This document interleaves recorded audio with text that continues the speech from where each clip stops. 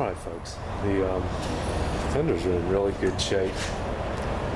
I won't have to do anything to those except for decide whether we're going to put the trim back on, patch M holes, or I do have, I think, almost all the trim, so I might put the trim back on this truck.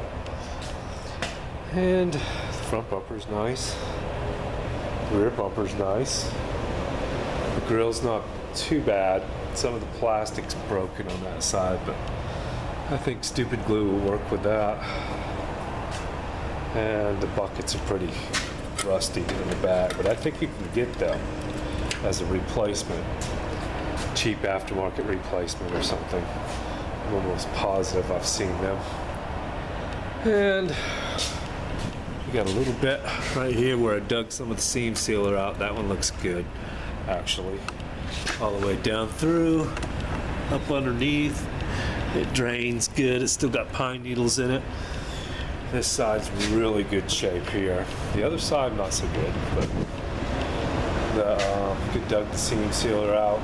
Haven't really cleaned it or brushed it, but no holes. That's a big plus. That's a major. You know, starting to get a little deep there, but some of the seam sealer actually did its job in some spots.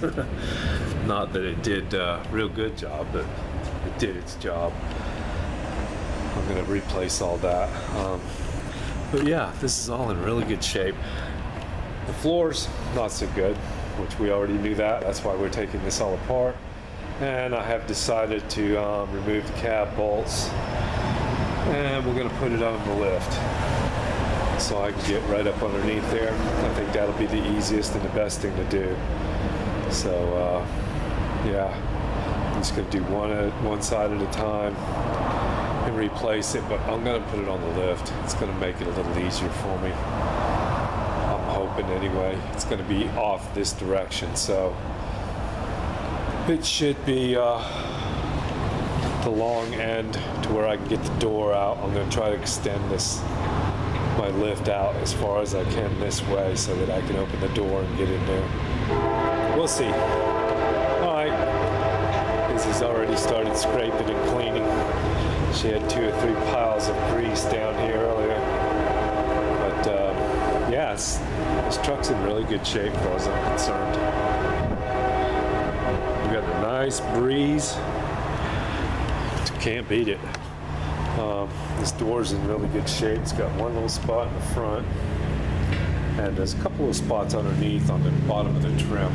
I've also got to fix a little spot up here in the cab, right there, which is not really a little spot. It's a nasty spot, but it's just right there. I mean, all the way down, it's in good shape. It's a little bit missing right there. It needs to be chiseled out, probably seam sealed. Same thing with that right there. Not worrying about it. And I've already replaced the bottom. And the rockers are great.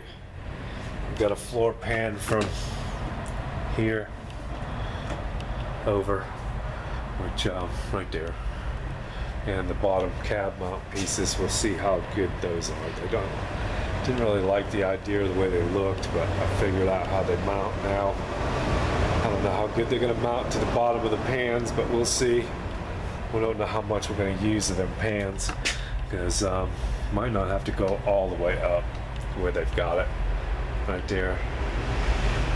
Because that's the this is the driver's side pan right here. That's the inside over there. So, and it turns right up in the back. Y'all can see that right here. So we'll figure it out. It'll go all the way from there, from the door, and so far it doesn't have to be beautiful. Like I said, this is a truck that'll last us the next 30 years if we want it to. That's the way I look at things nowadays. It'll outlast me when I'm done with it.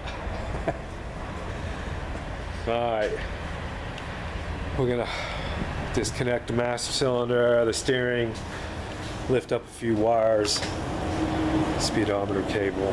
There ain't a whole lot to this truck. Easy to unplug for the harness. Just unplug it. I mean, I can probably almost do it one-handed. Nope, not quite.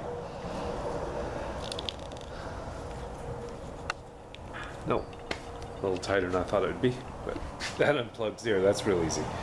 And this basically flips up with the cab around the beautiful windshield wipers, like so.